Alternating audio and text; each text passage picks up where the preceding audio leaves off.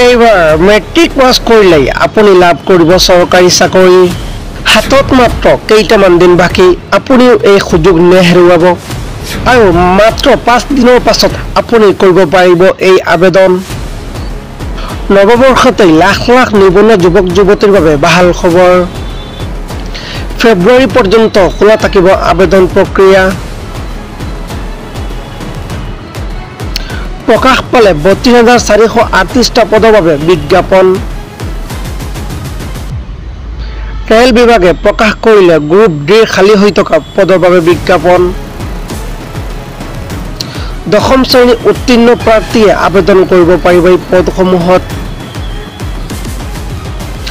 আবেদনকাৰীৰ বয়স হ'ব লাগিব ন্যূনতম 18ৰ পৰা 34 বছৰলৈকে। 23 জানুৱাৰীৰ পৰা আবেদন কৰিব পাৰিব। আবেদনৰ অন্তিম তাৰিখ 22 ফেব্ৰুৱাৰী। www.rrbcdg.gov.in জৰিয়তে কৰিব পাৰিব এই আবেদন। কি পদৰ বাবে বিজ্ঞাপন ওলাইছে জনাই আছো সবিশেষ। কি পদৰ বাবে বিজ্ঞাপন ওলাইছে জনাই আছো সবিশেষ। এই পদসমূহ হ'ল পইণ্টমেণ্ট এছিষ্টমেণ্ট অপাৰেটৰ এছিষ্টমেণ্ট লগ চিট ট্ৰেডমাৰ্ক এছিষ্টমেণ্ট TLACৰ বাবে খালী পদ। আবেদনৰ মাচুল মাত্ৰ 500 টকা। অৱশ্য CBCT পৰীক্ষাত অৱতীৰ্ণ হ'লে 400 টকা ঘূৰাই দিয়া হ'ব আপোনাক।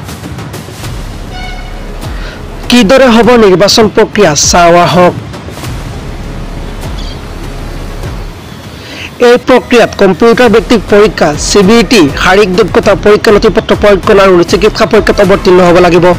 ইয়াৰ পিছতে লিখিত পৰীক্ষা অনুষ্ঠিত কৰা হ'ব। 100 নম্বৰ পৰীক্ষাত বহিব লাগিব পৰীক্ষাৰ্থী। 3 ঘণ্টা সময় নিৰ্ধাৰণ কৰি দিয়া হৈছে পৰীক্ষাৰ বাবে। কিদৰে আবেদন কৰিব চাওক সবিশেষ। প্ৰথমে IRBৰ অফিচিয়েল ৱেবছাইটলৈ যাব লাগিব। অফিচিয়েল নটিফিকেশ্যন ডাউনলোড কৰক আৰু সকলো বিতং তথ্য পঢ়ক। নিযুক্তিৰ বাবে আবেদন কৰিবলৈ লিংকটোত ক্লিক কৰক। আবেদন পত্ৰ পূৰণ কৰি প্ৰয়োজনীয় নথিপত্ৰ আপলোড কৰক। আবেদন মাচুল দি আবেদন পত্ৰ জমা দিব। আবেদন পত্ৰৰ প্ৰিণ্ট আউট উলিয়াই ল'ব। তাৰ পাছত হৈ যাব আপোনাৰ আবেদন প্ৰক্ৰিয়া।